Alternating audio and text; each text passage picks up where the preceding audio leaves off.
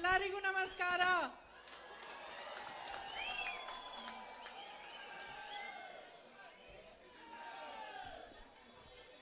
मेरी प्यारी बहनों, मेरे प्यारे भाइयों, आप कुछ समय से इंतजार कर रहे हैं. मुझे थोड़ी देरी हो गई, इसके लिए माफी चाहती हूँ और आपको बहुत बहुत धन्यवाद देना चाहती हूँ कि आपने इंतजार किया. ನಾನು ಬಾಳೆಹೊನ್ನೂರಿಗೆ ಬರುವಂತ ಸಂದರ್ಭದಲ್ಲಿ ಸ್ವಲ್ಪ ತಡವಾಗಿ ಬಂದಿದ್ದೇನೆ.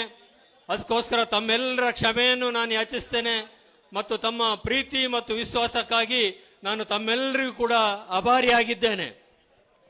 डॉक्टर अंशुमन जी, श्री बीके हरिप्रसाद जी, श्री राजेश धर्मानी जी, श्री बीएम संदीप जी, श्रीमती आरती कृष्णा जी, श्री बीएल शंकर जी, मोतम्मा जी, एम श्रीनिवास जी और मेरे सभी कांग्रेस पार्टी के साथी नेतागण जो इस मंच पर उपस्थित हैं, उन सबका इस सभा में बहुत बहुत स्वागत. ಕಾಂಗ್ರೆಸ್ಸಿನ ಎಲ್ಲ ಮುಖಂಡರುಗಳೇ, ಈ ಸಭೆಯಲ್ಲಿ ಹಾಜರಿರತಕ್ಕಂತ ಎಲ್ಲ ನನ್ನ ಸಹೋದರ ಸಹೋದರಿಯರೇ, ನಿಮ್ಮೆಲ್ಲರಿಗೂ ಕೂಡ ನಾನು ನನ್ನ ಧನ್ಯವಾದಗಳನ್ನ ಹೇಳಲಿಕ್ಕೆ ಬಯಸ್ತೇನೆ. मैं शारदा देवी से आ रही हूं. वहां जब मैं गई और वहां के शंकराचार्य जी से मैं मिली तो उन्होंने मुझे पूछा कि इंदिरा जी यहीं से लड़ी थी कि नहीं. तो मैंने कहा जी चिकमंगलूर से लड़ी थी. उन्होंने मुझे आशीर्वाद दिए. मैंने अपने भाई के लिए आशीर्वाद मांगा, उन्होंने आशीर्वाद दिया और मुझे कहा कि यहाँ पे मेरे पिताजी भी आए थे, इंदिरा जी भी आई थी और जब इंदिरा जी आई तो उनके लिए एक संघर्ष का समय था. ನಾನು ಇವತ್ತು ಬೆಳಗ್ಗೆ ಶೃಂಗೇರಿಗೆ ಹೋದಂತ ಸಂದರ್ಭದಲ್ಲಿ ಮಾತೆ ಶಾರದಾಂಬೆಯ ದರ್ಶನ ಮಾಡಿದ ನಂತರ ಈಗಿನ ಶಂಕರಾಚಾರ್ಯರನ್ನ ಗುರುಗಳನ್ನ ಭೇಟಿ ಮಾಡಿದೆ. ಅವರು ಭೇಟಿ ಮಾಡಿದಂತ ಸಂದರ್ಭದಲ್ಲಿ ನನ್ನನ್ನು ಕೇಳಿದ್ರು, ನಿಮ್ಮ ಅಜ್ಜಿ ಶ್ರೀಮತಿ ಇಂದಿರಾ ಗಾಂಧಿ ಅವರು ಇಲ್ಲಿಂದ ಚುನಾವಣೆಯಲ್ಲಿ ಸ್ಪರ್ಧೆ ಮಾಡಿದ್ರೋ ಇಲ್ವೋ ಅಂತ. ಹೌದು ಅಂತೇಳಿ ನಾನು ಹೇಳಿದೆ. ನಮ್ಮ ಅಜ್ಜಿ ಇಂದಿರಾ ಗಾಂಧಿ ಅವರು ಇಲ್ಲಿಗೆ ಬಂದಿದ್ರು, ನಮ್ಮ ತಂದೆ ರಾಜೀವ್ ಗಾಂಧಿ ಅವರು ಕೂಡ ಇಲ್ಲಿಗೆ ಬಂದಿದ್ರು ಮತ್ತು ಅವರು ನನಗೆ ಆಶೀರ್ವಾದ ಮಾಡಿದ್ರು. ನಾನು ನನ್ನ ಸಹೋದರ ರಾಹುಲ್ ಗಾಂಧಿ ಅವರಿಗೆ ಆಶೀರ್ವಾದ ಬೇಡದೆ, ರಾಹುಲ್ ಗಾಂಧಿ ಅವರಿಗೂ ಅವರು ಆಶೀರ್ವಾದ ಮಾಡಿದ್ರು, ನನಗೂ ಕೂಡ ಅವರು ಆಶೀರ್ವಾದ ಮಾಡಿದ್ರು ಅನ್ನೋದು ನನ್ನ ಪುಣ್ಯ ಅಂತೇಳಿ ನಾನು ಭಾವಿಸ್ತೇನೆ. आज भी मेरे परिवार के लिए एक संघर्ष का समय है. 1978 में जब इंदिरा जी यहीं इसी मैदान में आई, उनके लिए संघर्ष का समय था. ಈಗಲೂ ಕೂಡ ನಮ್ಮ ಪರಿವಾರ ಸಂಘರ್ಷದ ಸಮಯವನ್ನು ಎದುರಿಸ್ತಾ ಇದೆ. 1978-79ರಲ್ಲಿ ನನ್ನ ಅಜ್ಜಿ ಇಂದಿರಾ ಗಾಂಧಿ ಈ ಪ್ರದೇಶಕ್ಕೆ ಬಂದಂತ ಸಂದರ್ಭದಲ್ಲೂ ಕೂಡ ಅದು ಕೂಡ ಒಂದು ಸಂಘರ್ಷದ ಸಮಯವಾಗಿತ್ತು. ಮತ್ತೊಂದು ಸಂಘರ್ಷದ ಸಮಯದಲ್ಲಿ ನಾನು ನಿಮ್ಮ ಮುಂದೆ ಬಂದು ನಿಂತಿದ್ದೇನೆ. उस दिन भी इसी तरह बारिश आ रही थी. ಅವತ್ತು ಕೂಡ ಇದೇ ರೀತಿ ಮಳೆಯ ವಾತಾವರಣ ಇತ್ತು. हम मानते हैं कि ये भगवान का आशीर्वाद है. ನಾನು ಭಾವಿಸ್ತೇನೆ ಇದು ದೇವರ ಆಶೀರ್ವಾದ ಅಂತೇಳಿ ಭಾವಿಸ್ತೇನೆ. बारिश शुभ है. ಮಳೆ ಅಂದ್ರೆ ಅದು ಶುಭ ಸಂಕೇತ. तो ये एक बहुत भावनात्मक क्षण है मेरे लिए कि मैं आज आपके यहाँ सामने खड़ी हूँ, इसी मंच पर, इसी मैदान पर, उसी तरह के मौसम में. ನನ್ನ ಪುಣ್ಯ ಅಂತೇಳಿ ನಾನು ಭಾವಿಸ್ತೇನೆ.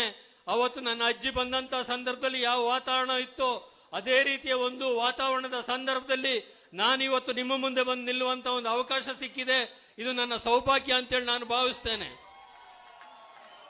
और आज दिल से अपने परिवार के तीनों पुश्तों से मैं आपको धन्यवाद देती हूँ. ನಾನು ನಿಮ್ಮೆಲ್ಲರಿಗೂ ಹೃದಯಪೂರ್ವಕವಾಗಿ ನನ್ನ ಕುಟುಂಬದ ಎಲ್ಲ ಸದಸ್ಯರ ಪರವಾಗಿ ಹೃತ್ಪೂರ್ವಕವಾದಂತಹ ಧನ್ಯವಾದಗಳನ್ನು ಹೇಳಲಿಕ್ಕೆ ಬಯಸ್ತೇನೆ. कि जब इंदिरा जी का सबसे मुश्किल संघर्ष का समय था तो यहाँ की जनता चिकमंगलूर उसके साथ खड़ी रही. आप खड़े रहे और आपने उनका साथ नहीं छोड़ा. ನನ್ನ ಅಜ್ಜಿ ಇಂದಿರಾ ಗಾಂಧಿ ಅವರ ಜೀವನದ ಅತ್ಯಂತ ಕಷ್ಟಕರವಾದಂತಹ ಸಂಘರ್ಷದ ಸಮಯದಲ್ಲಿ ಚಿಕ್ಕಮಗಳೂರಿನ ಜನತೆ ಅವರಿಗೆ ಆಶೀರ್ವಾದ ಮಾಡಿದ್ರು. ಈ ಪ್ರದೇಶಕ್ಕೆ ಬಂದಂತಹ ಸಂದರ್ಭದಲ್ಲಿ ಅದನ್ನು ನಾನು ಯಾವತ್ತಿಗೂ ಕೂಡ ಮರೆಯೋದಿಲ್ಲ. ಅದಕ್ಕೋಸ್ಕರ ನಮ್ಮ ಕುಟುಂಬ ಸದಾ ನಿಮಗೆ ಆಭಾರಿಯಾಗಿರುತ್ತದೆ. उनके खिलाफ भी एक केस लगाया गया और उनको भी संसद से निकाला गया.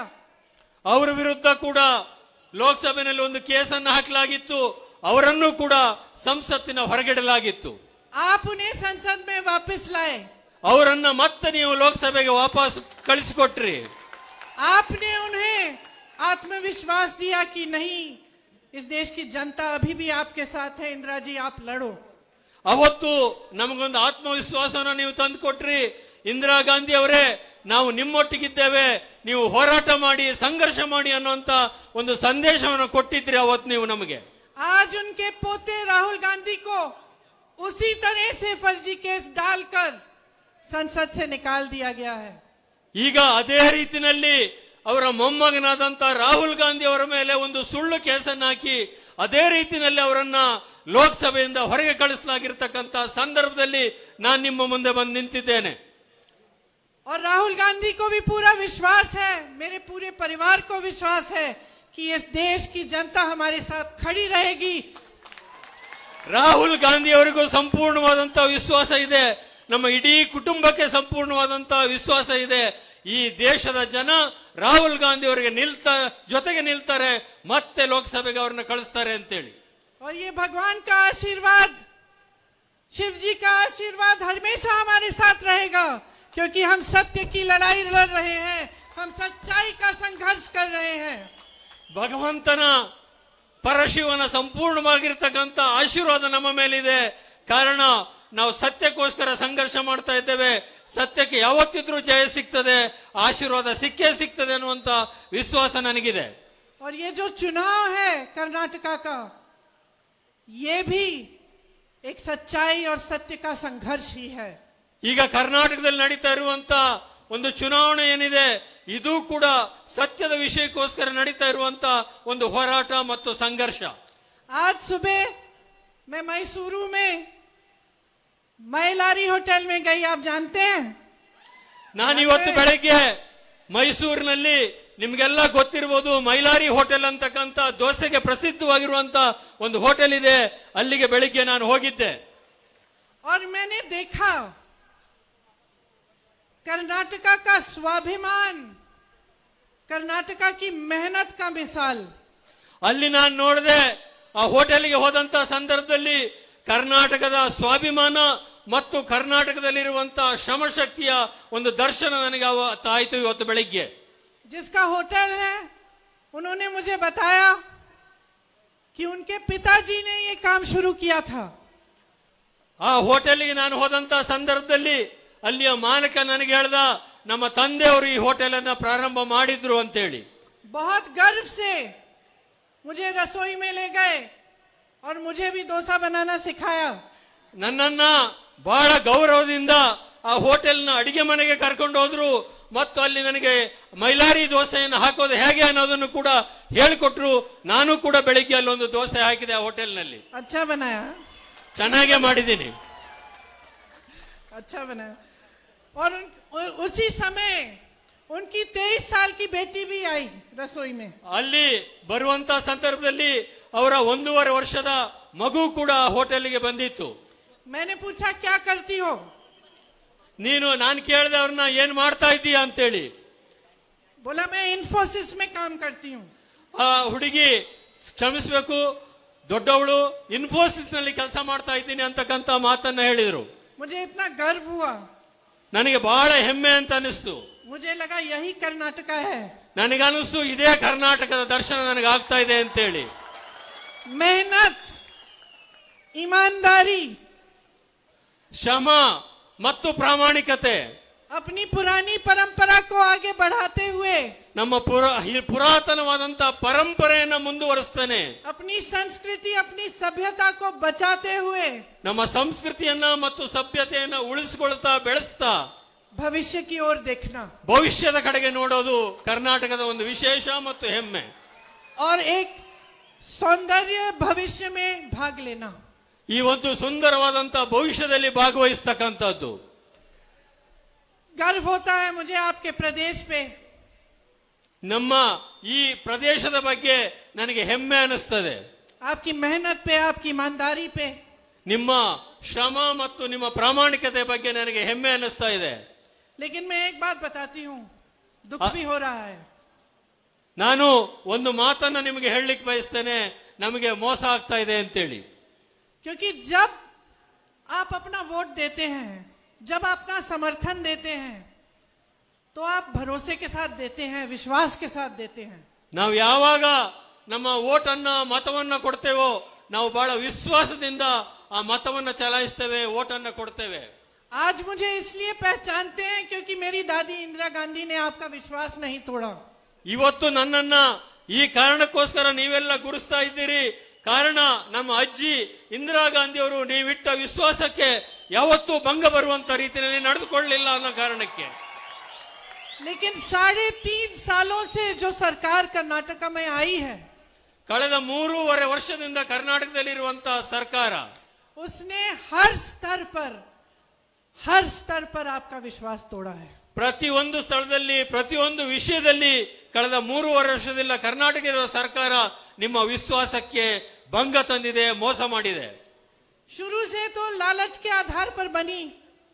ಮೊದಲನೇದಾಗಿ ಸರ್ಕಾರ ಆಮಿಷಗಳನ್ನು ಒಡ್ಡಿ ರಚನೆಯಾದಂತಹ ಸರ್ಕಾರ ಇದು. पैसों से विधायकों को खरीदा गया। ಗೆದ್ದಿರುವಂತಹ ಶಾಸಕರನ್ನ ಖರೀದಿ ಮಾಡಿ ರಚನೆ ಮಾಡಿದಂತಹ ಸರ್ಕಾರ. कांग्रेस और जेडीयू की सरकार को तोड़ के बनाया। ಕಾಂಗ್ರೆಸ್ ಮತ್ತು ಜೆಡಿಎಸ್ ನ ಸರ್ಕಾರ ಏನಿತ್ತು ಅದನ್ನು ಒಡೆದು ರಚನೆ ಮಾಡಿದಂತಹ ಸರ್ಕಾರ.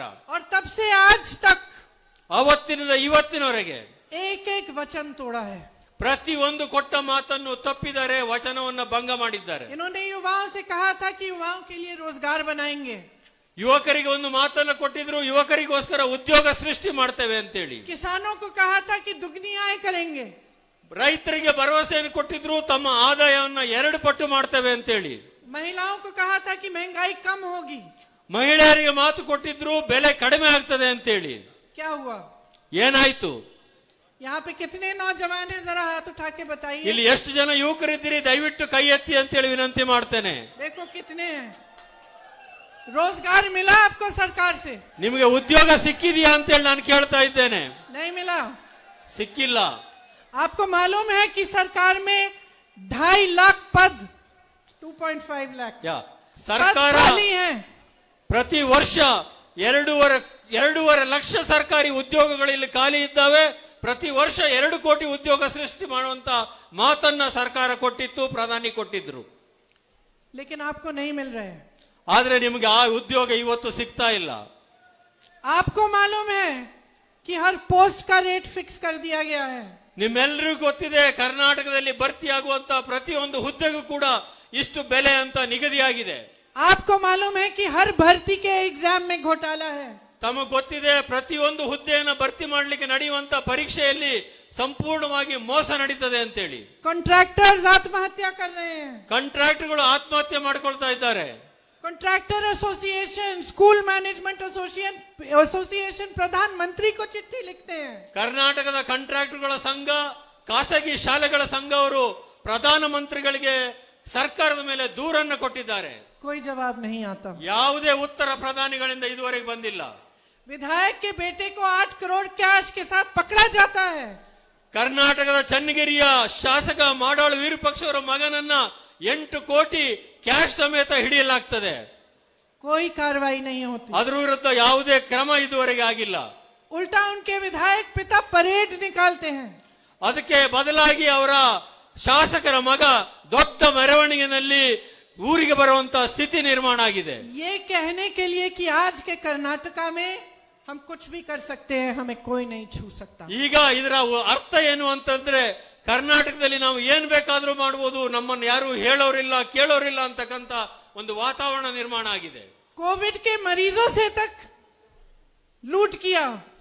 ಕೋವಿಡ್ ನಿಂದ ಬಾಧಿತರಾದಂತ ಅವರಿಂದಲೂ ಕೂಡ ಹಣ ಲೂಟಿ ಮಾಡ್ತಕ್ಕಂತ ಕೆಲಸ ಈ ರಾಜ್ಯದಲ್ಲಿ ನಡೀತು. किसी को नहीं छोड़ा, स्कूल के बच्चों के अंडों को भी। ಯಾರನ್ನು ಕೂಡ ಬಿಡ್ಲಿಲ್ಲ. ಶಾಲೆಗೆ ಹೋಗುವಂತ ಮಕ್ಕಳ ಆಹಾರ ವಿಚಾರದಲ್ಲೂ ಕೂಡ ಅವರನ್ನು ಬಿಡ್ಲಿಲ್ಲ. ಯಾವುದನ್ನು ಕೂಡ ವಿನಾಯಿತಿ ಕೊಡ್ಲಿಲ್ಲ. मेरी बहनें यहाँ बैठी हैं, ನನ್ನ ಸಹೋದರರಲ್ಲಿ ಕುಂತಿದ್ದಾರೆ. मेहनत करती हो, ತಾವೆಲ್ಲ ಕೂಡ ಶ್ರಮ ಪಡ್ತೀರಿ. मैं जानती हूँ। चाहे कहीं भी काम करती हो, चाहे खेती में भी जाना पड़ता है, घर आके काम करना पड़ता है, खाना पकाना पड़ता है, बच्चों की देखभाल करनी पड़ती है, पूरे परिवार की परवरिश को देखना पड़ता है, मैं जानती हूँ। ನನಗೆ ಗೊತ್ತಿದೆ, ಇಲ್ಲಿ ನಾನು ಕೂತಿರ್ತಕ್ಕಂಥ ನನ್ನ ಸಹೋದರಿ ಯಾರಿದ್ದಾರೆ, ನೀವು ಮನೆಯಲ್ಲಿ ಶ್ರಮ ಪಡಬೇಕಾಗ್ತದೆ, ಹೊಲ ಗದ್ದೆಗಳಲ್ಲಿ ಕೆಲಸ ಮಾಡಬೇಕಾಗ್ತದೆ, ಸಂಸಾರ ನಿಭಾಯಿಸಬೇಕಾಗ್ತದೆ, ಮಕ್ಕಳನ್ನ ಸಾಕಬೇಕಾಗ್ತದೆ, ಸಂಸಾರದ ಸಂಪೂರ್ಣ ಜವಾಬ್ದಾರಿಯನ್ನ ನೀವೆಲ್ಲ ಹೊರಬೇಕಾಗ್ತದೆ. ಹಾಗಾಗಿ ಎಲ್ಲ ನನ್ನ ಸಹೋದರಿಯರು ಕೂಡ ಬಹಳಷ್ಟು ಶ್ರಮವನ್ನ ತಾವೆಲ್ಲ ಕೂಡ ಪಡ್ತೀರಿ. ದೊಡ್ಡದಾಗಿರ್ತಕ್ಕಂಥ ಸಾಂಸಾರಿಕ ಹೊರೆ ತಮ್ಮ ಮೇಲೆ ಎಲ್ಲರ ಮೇಲೂ ಇದೆ. संघर्ष का जीवन है आपका। ನಿಮ್ಮೆಲ್ಲರ ಜೀವನ ಸಂಘರ್ಷದಿಂದ ಕೂಡಿರ್ತದೆ. आप मेहनत करती हो तो किस लिए करती हो? ನೀವು ಶ್ರಮ ಪಡ್ತಾ ಇದ್ದೀರಿ, ಆ ಕಾರಣಕ್ಕೋಸ್ಕರ ನಾನು ಹೇಳ್ತಾ ಇದ್ದೇನೆ. बताओ, ಹೇಳಿ. किस लिए? अपने भविष्य के लिए ना। ಭವಿಷ್ಯಕ್ಕೋಸ್ಕರ ತಾನೇ ನೀವು ಹೋರಾಟ ಮಾಡ್ತಾ ಇರೋದು. ಹೇಳಿ ಅಂತ ಹೇಳ್ತಾ ಇದ್ದಾರೆ. ಹೌದು ಅಂತ ಹೇಳಿ ಜೋರಾಗಿ. अपने बच्चों को मजबूत बनाने के लिए, उनका भविष्य बनाने के लिए ना। ನಿಮ್ಮ ಮಕ್ಕಳನ್ನ ಓದಿಸ್ಲಿಕ್ಕೆ, ಅವರ ಭವಿಷ್ಯ ಭದ್ರ ಮಾಡ್ಲಿಕ್ಕೋಸ್ಕರ ತಾನೇ ನೀವಿಷ್ಟೆಲ್ಲ ಶ್ರಮ ಪಡ್ತಾ ಇರೋದು. जब बच्चे बीमार होते हैं दुख होता है, ಮಗುವಿಗೆ ಕಾಯಿಲೆ ಬಂದ್ರೆ ದುಃಖ ಆಗ್ತದೆ ಸಹಜವಾಗಿ. स्वास्थ्य की सुविधाएं नहीं होती, डर लगता है, दुख होता है।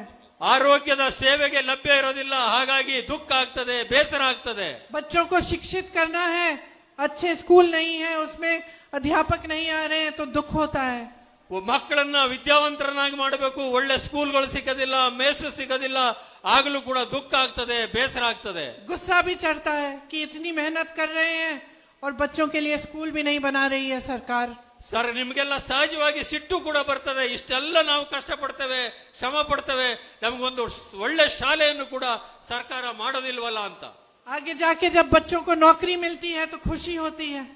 ಮುಂದೆ ಆ ಮಕ್ಕಳು ಉದ್ಯೋಗಸ್ಥರಾದ್ರೆ ಸಹಜವಾಗಿ ನಿಮ್ಗೆಲ್ಲ ಸಂತೋಷ ಆಗ್ತದೆ. चाहे लड़की हो या लड़का, ಹೆಣ್ಣಾಗ್ಲಿ ಗಂಡಾಗ್ಲಿ, ಹುಡುಗಾಗ್ಲಿ ಹುಡುಗಿ ಆಗ್ಲಿ, हम चाहते हैं कि अपने पैरों पे खड़ी हो।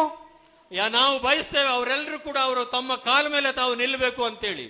कि अपना बेटा कमाए, ನಮ್ಮ ಮಕ್ಕಳು ಸಂಪಾದನೆ ಮಾಡ್ಲಿ ಅಂತ, बेटी को अच्छा जॉब मिले, ಹೆಣ್ಣು ಮಕ್ಕಳಿಗೂ ಒಳ್ಳೆ ಉದ್ಯೋಗ ಸಿಕ್ಲಿ ಅಂತೇಳಿ, भविष्य में हमारा भी देखभाल करे, ಭವಿಷ್ಯದಲ್ಲಿ ನಮ್ಮನ್ನು ಕೂಡ ನೋಡ್ಕೊಳ್ಳುವಂತ ಶಕ್ತಿ ಸಾಮರ್ಥ್ಯ ಅವರಿಗೆ ಬರಲಿ ಅಂತೇಳಿ. यही तो है हमारी मेहनत, ಇದಕ್ಕೋಸ್ಕರ ನಾವು ಇಷ್ಟೊಂದು ಶ್ರಮ ಪಡುವಂತದ್ದು. यही है हमारा स्वाभिमान, ಇದೇ ನಮ್ಮ ಸ್ವಾಭಿಮಾನದ ಸಂಕೇತ, यही है हमारा आत्मविश्वास, ಇದೇ ನಮ್ಮ ಆತ್ಮವಿಶ್ವಾಸವೂ ಕೂಡ.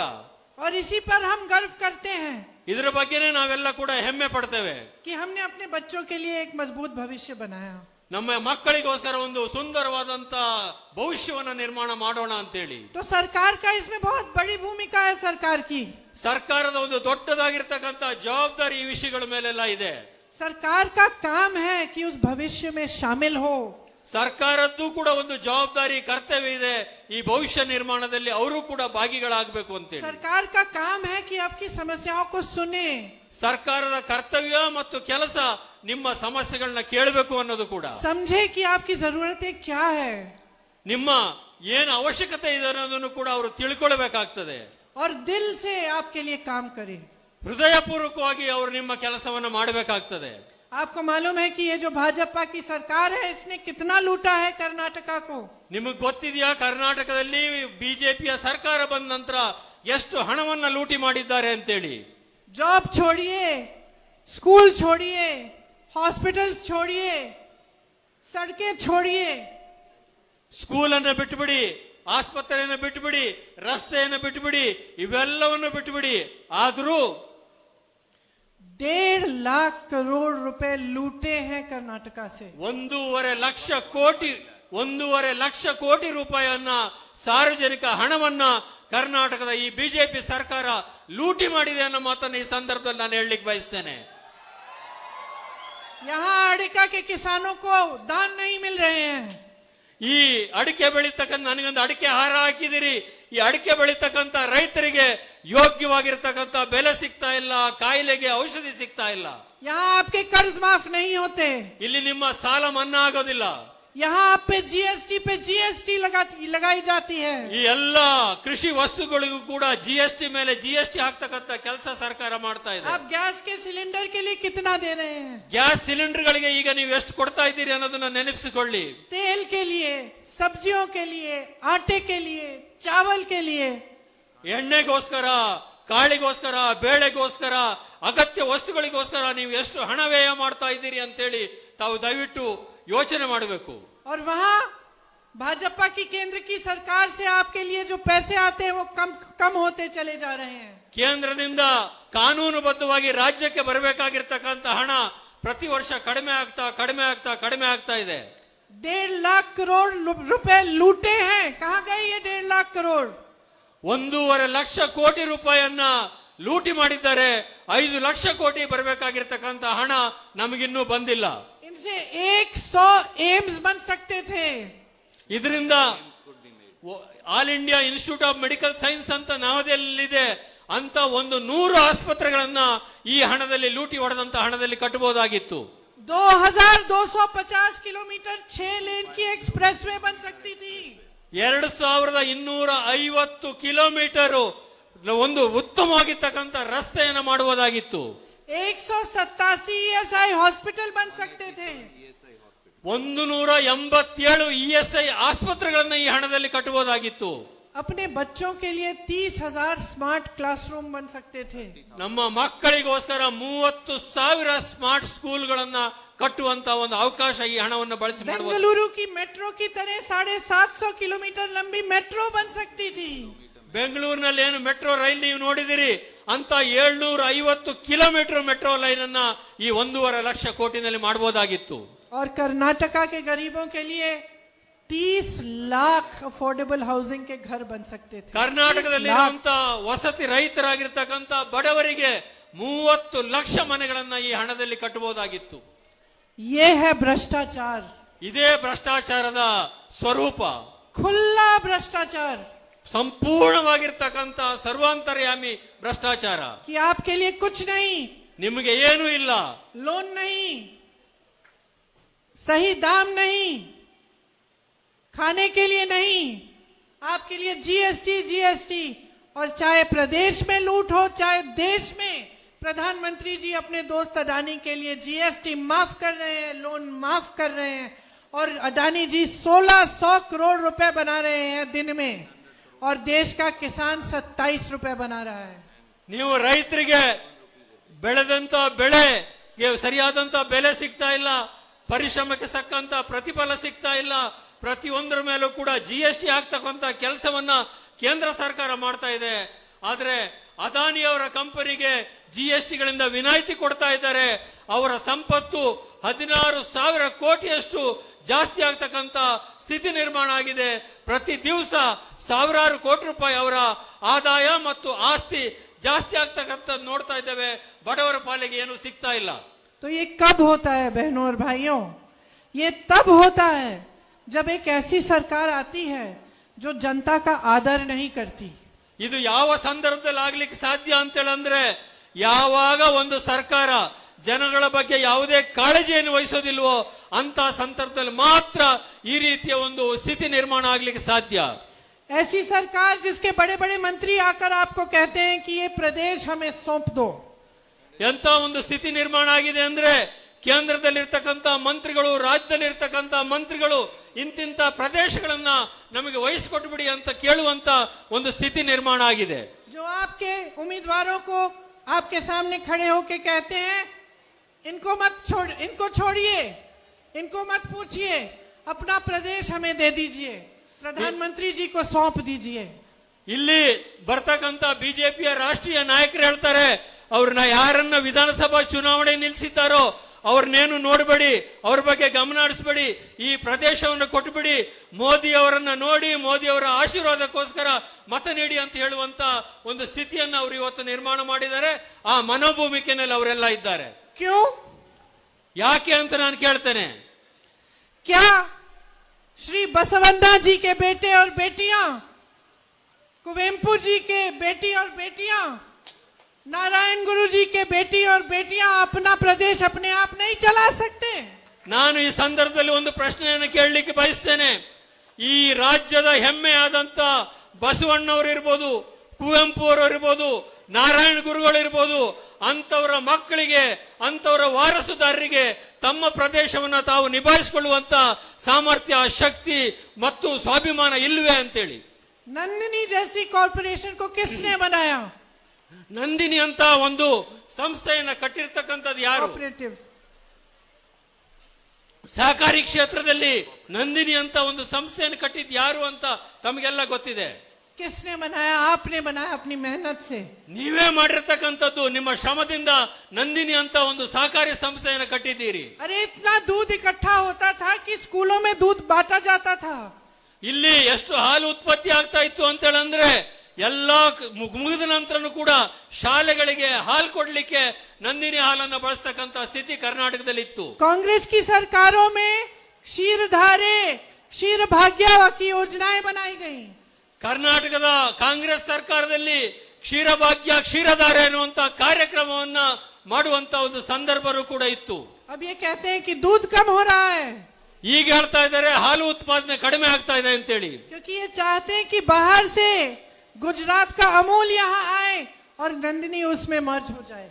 ಅವರ ಉದ್ದೇಶ ಏನಿದೆ ಅಂತ ಹೇಳಿದ್ರೆ ಇಲ್ಲಿ ಹಾಲು ಉತ್ಪಾದನೆಯನ್ನ ಬುದ್ಧಿಪೂರ್ವಕವಾಗಿ ಕಡಿಮೆ ಮಾಡಿ ಗುಜರಾತ್ನ ಅಮೂಲ್ ಹಾಲನ್ನ ಕರ್ನಾಟಕಕ್ಕೆ ಬರಲಿಕ್ಕೆ ಭೂಮಿಕೆ ಸಿದ್ಧ ಮಾಡುವಂತ ಒಂದು ಪ್ರಯತ್ನದಲ್ಲಿ ಅವರೆಲ್ಲ ಇದ್ದಾರೆ. 1 करोड़ से ज्यादा लोगों की कमाई खतरे में है, लेकिन ಒಂದು- उनको कोई परवाह नहीं है। 1 ಕೋಟಿ ಹೈನುಗಾರಿಕೆ ಮಾಡ್ತಕ್ಕಂತ ಹಾಲು ಉತ್ಪಾದನೆ ಮಾಡ್ತಕ್ಕಂತ ರೈತರ ಬದುಕು ಇವತ್ತು ಕಷ್ಟಕ್ಕೆ ಸಿಗ್ತಕ್ಕಂತ ಒಂದು ಸ್ಥಿತಿ ನಿರ್ಮಾಣ ಆಗಿದೆ. कर्नाटका के गर्व की कोई परवाह नहीं है।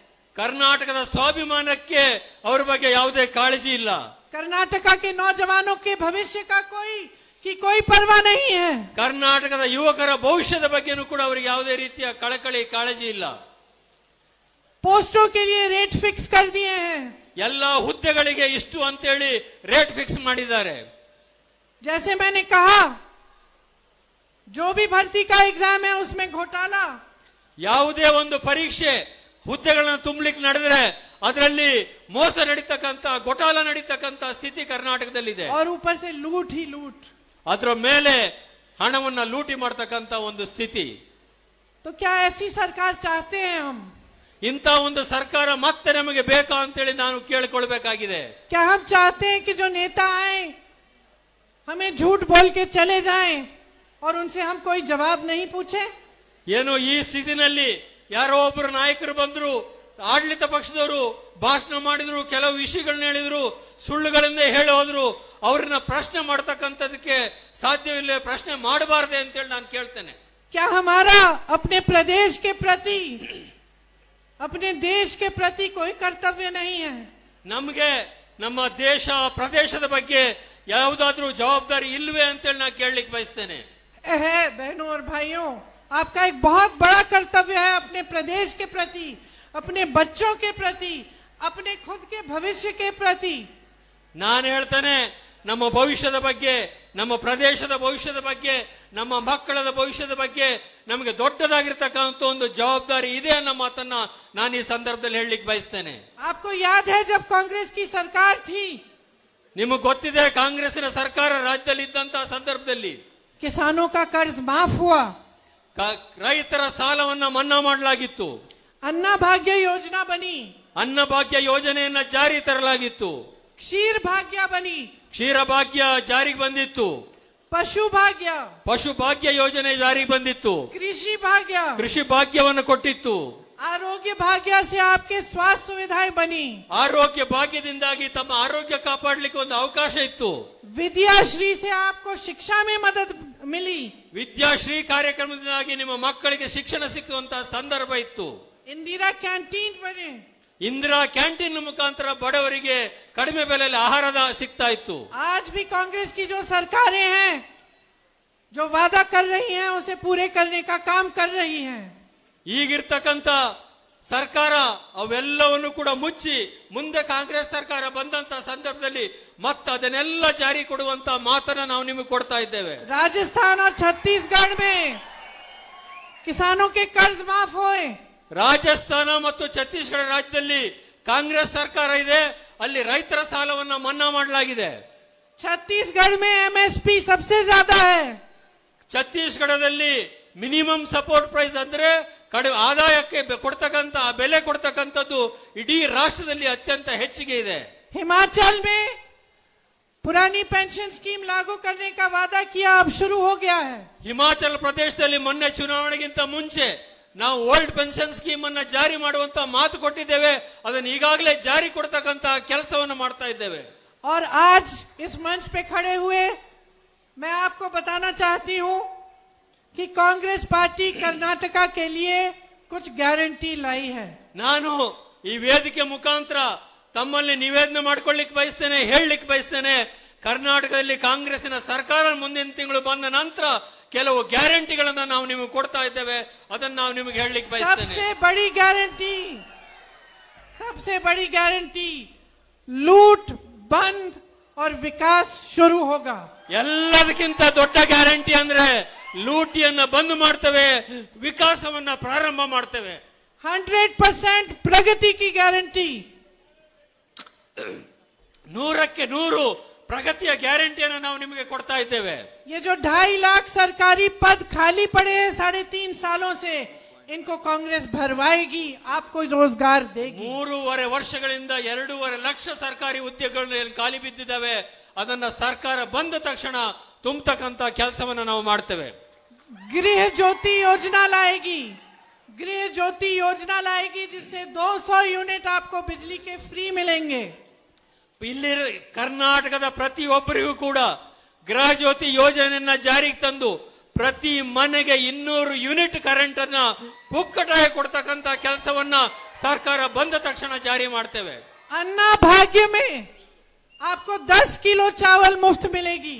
ಅನ್ನಭಾಗ್ಯ ಕಾರ್ಯಕ್ರಮವನ್ನು ಮತ್ತೆ ಪ್ರಾರಂಭ ಮಾಡಿ ಪ್ರತಿ ಕುಟುಂಬದ ಪ್ರತಿಯೊಬ್ಬರಿಗೆ 10 ಕೆಜಿ ಅಕ್ಕಿಯನ್ನ ಉಚಿತವಾಗಿ ಕೊಡ್ತಕ್ಕಂತ ಕಾರ್ಯಕ್ರಮವನ್ನ ಮತ್ತೆ ಪ್ರಾರಂಭ ಮಾಡ್ತೇವೆ. युवा निधि योजना बनाएंगे. ಯುವ ನಿಧಿ ಯೋಜನೆಯನ್ನ ಜಾರಿಗೆ ತರ್ತೇವೆ, जिसमें सभी ग्रेजुएट युवाओं को 3,000 रुपए हर महीने मिलेंगे. ಈ ಯುವ ನಿಧಿ ಯೋಜನೆಯಲ್ಲಿ ಕರ್ನಾಟಕದ ಪ್ರತಿಯೊಬ್ಬ ಪದವೀಧರನಿಗೆ 2 ವರ್ಷಗಳ ಕಾಲ ಪ್ರತಿ ತಿಂಗಳು 3,000 ರೂಪಾಯಿ ಸ್ಟೈಫಂಡ್ ಕೊಡುವಂತ ಕೆಲಸವನ್ನ ಸರ್ಕಾರ ಬಂದ ತಕ್ಷಣ ಜಾರಿ ಕೊಡುವ ಕೆಲಸ ಮಾಡ್ತೇವೆ. डिप्लोमा वाले युवाओं को 1,500 रुपए हर महीने मिलेंगे. ಯಾರು ಡಿಪ್ಲೊಮಾ ಪದವೀಧರರಿದ್ದಾರೆ ಅವರಿಗೂ 2 ವರ್ಷಗಳ ಕಾಲ 1,500 ರೂಪಾಯಿ ಪ್ರತಿ ತಿಂಗಳು ಕೂಡ ಸ್ಟೈಫಂಡ್ ಕೊಡುವಂತ ಕೆಲಸವನ್ನ ಕರ್ನಾಟಕದ ಕಾಂಗ್ರೆಸ್ ಸರ್ಕಾರ ಮಾಡ್ತದೆ. मेरी बहनों, आपकी रोज की मेहनत की पहचान ये है कि आपके लिए एक गृह लक्ष्मी योजना बनाएंगे जिसमें आपके खाते में आपको 2,000 रुपए हर महीने मिलेंगे. ನನ್ನ ಸಹೋದರಿಯರೇ, ತಾಯಂದಿರೇ, ನಿಮ್ಮ ಕಷ್ಟಗಳೆಲ್ಲ ನಮ್ಗೆ ಅರ್ಥ ಆಗ್ತವೆ, ನಿಮ್ಮ ಆರ್ಥಿಕ ಸಂಕಷ್ಟ ನಮ್ಗೆ ಅರ್ಥ ಆಗ್ತದೆ. ಅದಕ್ಕೋಸ್ಕರ ಪ್ರತಿ ಮನೆಯ ಒಬ್ಬ ಮಹಿಳಾ ಯಜಮಾಂತಿಗೆ ಪ್ರತಿ ತಿಂಗಳು 2,000 ರೂಪಾಯಿ ನಿಮ್ಮ ಅಕೌಂಟಿಗೆ ಪ್ರತಿ ತಿಂಗಳು ಹಾಕುವಂತ ಕೆಲಸವನ್ನ ಸರ್ಕಾರ ಬಂದ ತಕ್ಷಣ ಮಾಡ್ತೇವೆ. नंदिनी को मजबूत बनाएंगे. ನಂದಿನಿಯನ್ನ ಮತ್ತೆ ಬಲಪಡಿಸ್ತಕ್ಕಂತ ಕೆಲಸ ಮಾಡ್ತೇವೆ. मुझे मालूम है कि यहाँ के जो अड़िका के किसान हैं वो येलो लीफ डिजीज से ನನಗೆ ಗೊತ್ತಿದೆ, परेशान हैं. ಈ ಪ್ರದೇಶದಲ್ಲಿರುವಂತ ಅಡಿಕೆ ಬೆಳೆಗಾರರಿಗೆ ಹಳದಿ ಎಲೆ ರೋಗ ಮತ್ತು ಎಲೆ ಚುಕ್ಕಿ ರೋಗದಿಂದ ದೊಡ್ಡ ಸಂಕಷ್ಟವನ್ನ ನೀವೆಲ್ಲ ಅನುಭವಿಸ್ತಾ ಇದ್ದೀರಿ ಅಂತಕ್ಕಂಥ ಮಾಹಿತಿ ನನ್ನಲ್ಲಿದೆ. आपकी खेती खत्म हुई लेकिन आपको कोई कॉम्पेंसेशन नहीं मिला. ನಿಮ್ಮೆಲ್ಲ ಅಡಿಕೆ ತೋಟಗಳು ಹಾಳಾಗಿದ್ದಾವೆ, ಆದ್ರೆ ಯಾವುದೇ ರೀತಿಯ ಪರಿಹಾರ ಸರ್ಕಾರದಿಂದ ಸಿಕ್ಕಿಲ್ಲ. आपके लिए हम न्यूनतम आय और सही दाम की गारंटी देते हैं. ನಿಮ್ಮೆಲ್ಲರಿಗೂ ಕೂಡ ನೀವು ಬೆಳೆದಂತ ಯಾವುದೇ ಬೆಳೆಗಳಿರ್ಬೋದು ಅದಕ್ಕೆ ಸರಿಯಾಗಿರ್ತಕ್ಕಂಥ ಮಾರುಕಟ್ಟೆ ದರವನ್ನ ಕೊಡುವಂತ ಕೆಲಸವನ್ನ ಕಾಂಗ್ರೆಸ್ ಸರ್ಕಾರ ಮಾಡ್ತದೆ. देखिए, ये सब जो गारंटी हैं, जो वादे हैं, ये चुनाव के लालच से नहीं कह रहे हैं हम. ನಾನು ಒಂದು ಮಾತನ್ನ ನಿಮ್ಮಲ್ಲಿ ಹೇಳಲಿಕ್ಕೆ ಬಯಸ್ತೇನೆ. ಈ ಚುನಾವಣೆಗೋಸ್ಕರ ಬಂದಿದ್ದೇನೆ, ಚುನಾವಣೆಗೋಸ್ಕರ ಈ ಎಲ್ಲ ಗ್ಯಾರಂಟಿ ಬಗ್ಗೆ ಹೇಳ್ತಾ ಇದ್ದೇನೆ ಅಂತ ತಾವು ಭಾವಿಸಬಾರದು. ಇದು ಚುನಾವಣೆಗೋಸ್ಕರ ಕೊಡ್ತಾ ಇರುವಂತ ಗ್ಯಾರಂಟಿ ಅಲ್ಲ. मुझे याद है, मैं 16-17 साल की थी. मेरे पिताजी घर पे खाना खा रहे थे हमारे साथ. ನಾನು ಚಿಕ್ಕವಳಿದ್ದಂತ ಸಂದರ್ಭದಲ್ಲಿ ನನ್ನ ತಂದೆ ನನ್ನೊಟ್ಟಿಗೆ ನಮ್ಮ ಮನೆಯಲ್ಲಿ ಊಟ ಮಾಡ್ತಾ ಇದ್ರು. उनके साथ कोई बैठे थे जिनके साथ वो काम करते थे और बातचीत चल रही थी कि बेंगलुरु को हम विश्व में प्रसिद्ध बना सकते हैं. ಆ ಸಂದರ್ಭದಲ್ಲಿ ಇನ್ನು ಕೆಲವರು ಆ ಸಂದರ್ಭದಲ್ಲಿ ಹಾಜರಿದ್ರು. ಅವರವರಲ್ಲೇ ಮಾತುಕತೆ ಆಗ್ತಾ ಇತ್ತು. ಬೆಂಗಳೂರನ್ನ ಹೇಗೆ ವಿಶ್ವ ಪ್ರಸಿದ್ಧ ಮಾಡಬೇಕು ಅನ್ನೋದನ್ನ ನಮ್ಮ ತಂದೆ ಅವರೊಟ್ಟಿಗೆ ಮಾತಾಡ್ತಾ ಇದ್ರು. मैंने पिताजी से पूछा, ನಾನು ನಮ್ಮ ತಂದೆ ಅವ್ರನ್ನ ಕೇಳಿದೆ, कैसे करोगे, क्या सोच रहे हो आप? ಹೇಗೆ ಮಾಡ್ತೀರಿ, ಏನ್ ಯೋಚನೆ ಮಾಡ್ತಾ ಇದ್ದೀರಿ ಅಂತ ನಮ್ಮ ತಂದೆ ರಾಜೀವ್ ಗಾಂಧಿ ಅವ್ರನ್ನ ನಾನು ಕೇಳಿದೆ. उन्होंने ये जवाब दिया कि प्रियंका, आज दुनिया को ये नहीं मालूम है कि भारत में सबसे ज्यादा अंग्रेजी भाषी पढ़े लिखे युवा हैं जिन्होंने टेक्नोलॉजी इंजीनियरिंग की है. ಆಗ ಪ್ರಿಯಾಂಕಾ, ನಿನಗೊಂದು ವಿಷಯ ಗೊತ್ತಿಲ್ಲ, ಬಹಳಷ್ಟು ಜನರಿಗೆ ವಿಷಯ ಗೊತ್ತಿಲ್ಲ. ಭಾರತದಲ್ಲಿ ತಂತ್ರಜ್ಞಾನ ಪಡೆದಿರತಕ್ಕಂತ, ಇಂಜಿನಿಯರಿಂಗ್ ಪಡೆದಿರತಕ್ಕಂತ ಬಹಳ ದೊಡ್ಡದಾಗಿರ್ತಕ್ಕಂಥ ಯುವ ಸಮೂಹ ಇರತಕ್ಕಂಥದ್ದು ನಮ್ಮ ಭಾರತ ದೇಶದಲ್ಲಿ ಅನ್ನೋ ಮಾತನ್ನ ಅವ್ರು ನನಗೆ ಹೇಳಿದ್ರು. अगर हम बेंगलुरु, हैदराबाद जैसी शहरों को मजबूत बनाएं, इसमें टेक्नोलॉजी को, इंजीनियरिंग को, पढ़ाई को हम बहुत मजबूत बनाएं, तो ये पूरी दुनिया के लिए हब जैसे बन सकते हैं. ಈಗ ನಮ್ಮಲ್ಲಿರುವಂತ ಈ ದೊಡ್ಡದಾಗಿರ್ತಕ್ಕಂಥ ಮಾನವ ಸಂಪನ್ಮೂಲವನ್ನು ಬಳಸಿಕೊಂಡು ಬೆಂಗಳೂರು, ಹೈದರಾಬಾದಿನಂತ ಸಿಟಿಗಳಲ್ಲಿ, ನಗರಗಳಲ್ಲಿ ಅದಕ್ಕೆ ಅಗತ್ಯ ಇರತಕ್ಕಂಥ ತಂತ್ರಜ್ಞಾನವನ್ನು ಮಾಡಿ, ಅದಕ್ಕೆ ಅಗತ್ಯ ಇರತಕ್ಕಂಥ ಕೈಗಾರಿಕೆಗಳನ್ನ ಸ್ಥಾಪನೆ ಮಾಡಿದ್ರೆ ಇಡೀ ಪ್ರಪಂಚದ ಒಂದು ಟೆಕ್ನಾಲಜಿಕಲ್ ಹೆಬ್ಬು ಬೆಂಗಳೂರು ಮತ್ತು ಹೈದರಾಬಾದ್ ಆಗುವಂತ ಸಾಧ್ಯತೆ ಇದೆ ತಿಳ್ಕೋ ಅನ್ನೋ ಮಾತನ್ನ ನಮ್ಮ ತಂದೆ ನನಗೆ ಹೇಳಿದ್ರು. वहीं से शुरुआत हुई. 2-3 साल बाद जब मेरे पिताजी टेक्नोलॉजी, कंप्यूटर की बात कर रहे थे तो सारा विपक्ष उनके खिलाफ था. ಆಗ ಒಂದು 2-3 ವರ್ಷಗಳಲ್ಲಿ ನಮ್ಮ ತಂದೆಯವರು ತಂತ್ರಜ್ಞಾನ ಮತ್ತು ಕೈಗಾರಿಕೆಗಳ ವಿಚಾರ ಯಾವಾಗ ಶುರು ಮಾಡಿದ್ರು, ಮಾತಾಡ್ಲಿಕ್ಕೆ ಪ್ರಾರಂಭ ಮಾಡಿದ್ರು, ಕಾರ್ಯಪ್ರವೃತ್ತರಾದ್ರು, ಅವ್ರ ವಿರುದ್ಧ ಎಲ್ಲಾ ರೀತಿಯ ಷಡ್ಯಂತ್ರಗಳು ಪ್ರಾರಂಭ ಆಗ್ಲಿಕ್ಕೆ ಶುರುವಾಯಿತು. मैं बड़ी हुई, ನಾನು ದೊಡ್ಡವಳಾದೆ. मेरे पिताजी शहीद हुए देश के लिए, ನಮ್ಮ ತಂದೆ ಈ ದೇಶಕ್ಕೋಸ್ಕರ ಹುತಾತ್ಮರಾದ್ರು. लेकिन उसके 6-7 साल बाद ही बेंगलुरु खिलने लगा. ಅವರು ಹುತಾತ್ಮರಾದಂತ 6-7 ವರ್ಷಗಳ ನಂತರ ಇಡೀ ಬೆಂಗಳೂರು ವಿಶ್ವದಲ್ಲೇ ಪ್ರಸಿದ್ಧಿಯಾಗುವಂತ ನಗರವಾಗಿ ಬೆಳೆಯಲಿಕ್ಕೆ ಶುರುವಾಯಿತು. ಸಿಲಿಕಾನ್ ಸಿಟಿ ಅನ್ನುವಂತ ಹೆಸರನ್ನು ತೆಗೆದುಕೊಳ್ತು. दुनिया में सुप्रसिद्ध हो गया. ಇಡೀ ಪ್ರಪಂಚದಲ್ಲೇ ಬೆಂಗಳೂರು ಸುಪ್ರಸಿದ್ಧ ಆಯಿತು. 6 महीने पहले मैं अपनी बेटी को विदेश में कॉलेज छोड़ने के लिए गई. 6 ತಿಂಗಳ ಹಿಂದೆ ನಾನು ನನ್ನ ಮಗಳನ್ನ ವಿದೇಶದಲ್ಲಿ ವಿದ್ಯಾಭ್ಯಾಸಕ್ಕೋರ ಕಳಿಸ್ಲಿಕ್ಕೆ ಹೋಗಿದ್ದೆ. स्टेशन में प्लेटफॉर्म में खड़ी थी. ರೈಲ್ವೆ ಸ್ಟೇಷನ್ ನ ಪ್ಲಾಟ್ಫಾರ್ಮ್ ಅಲ್ಲಿ ನಿಂತಿದ್ದೆ. एक हिंदुस्तानी लड़का आया, ಒಬ್ಬ ಹಿಂದೂಸ್ತಾನಿ ಭಾರತೀಯ ಹುಡುಗ ಬಂದ. मेरे से पूछा, प्रियंका हो? ನನ್ನನ್ನು ಕೇಳಿದ್ರು, ನೀವು ಪ್ರಿಯಾಂಕಾ ಅವರು ಹೌದಾ ಅಂತ. मैंने हाँ कहा. मैंने कहा, कहाँ के हो? कहता मैं बेंगलुरु का हूँ. ನಾನು ಅವ್ರು ಹೇಳ್ದ ಹೌದು, ನಾನು ಹೇಳ್ದೆ ನಾನು ಹೌದು, ನಾನು ಪ್ರಿಯಾಂಕಾ. ಯಾಕೆ ಅಂತ ಕೇಳಿದೆ. ಯಾಕೆಂದ್ರೆ ನಾನು ಬೆಂಗಳೂರಿನವನು, ನಿಮ್ಮನ್ನ ನಾನು ಪರಿಚಯ ಮಾಡ್ಕೊಳ್ಳಬಲ್ಲೆ ಅಂತೇಳಿ ಹೇಳಿದ ಅವನು. मैंने कहा, क्या करते हो? ನಾನು ಕೇಳಿದೆ, ಏನ್ ಮಾಡ್ತಾ ಇದ್ದೀಯಾ ಅಂತೇಳಿ. कहा कि मैं आईटी कंपनी में काम करता हूँ दीदी. ಅವನು ಹೇಳ್ದ, ನಾನೊಂದು IT ಕಂಪನಿನಲ್ಲಿ ಕೆಲಸ ಮಾಡ್ತಾ ಇದ್ದೇನೆ ಅಕ್ಕ ಅಂತೇಳಿ ಹೇಳ್ದ. और हम दोनों को एक दूसरे से मिलकर बहुत गर्व हुआ. ಅವನು ಹೇಳ್ದ, ನಾನು ನಿಮ್ಮನ್ನ ಭೇಟಿ ಮಾಡಿದ ನಂತರ ನನಗೆ ಅತ್ಯಂತ ಹೆಮ್ಮೆ ಆಯ್ತು ಅಂತೇಳಿ. उसके चेहरे पे मैं देख पाई कि कर्नाटका का स्वाभिमान था. ನಾನು ಅವರ ಮುಖವನ್ನು ಗಮನಿಸಿದಂತ ಸಂದರ್ಭದಲ್ಲಿ ಕರ್ನಾಟಕದ ಜನರ ಸ್ವಾಭಿಮಾನದ ಪ್ರತಿಫಲ ಆ ಯುವಕನ ಮುಖದಲ್ಲಿ ನಾನು ನೋಡ್ಲಿಕ್ಕೆ ಸಾಧ್ಯ ಆಯ್ತು. आत्मविश्वास था, गर्व था. ಆತ್ಮವಿಶ್ವಾಸ ಇತ್ತು, ಹೆಮ್ಮೆ ಇತ್ತು. और मुझे गर्व था कि मेरे देश का एक युवा इतना आगे बढ़ गया है और मेरे पिता का सपना पूरा हुआ है. ನನಗೂ ಕೂಡ ಹೆಮ್ಮೆ ಆಯ್ತು, ನಮ್ಮ ದೇಶದ ಒಬ್ಬ ಯುವಕ ಇಷ್ಟು ಬೆಳೆದಿದ್ದಾನೆ ಮತ್ತು ನನ್ನ ತಂದೆಯವರ ಬಗ್ಗೆನೂ ಕೂಡ ಬಹಳ ದೊಡ್ಡ ಹೆಮ್ಮೆ ಆಯ್ತು. तो ये राजनीति नहीं है, ಇದು ರಾಜಕಾರಣ ಅಲ್ಲ, ये एक भावना है ಇದು ಭಾವನೆಗಳು.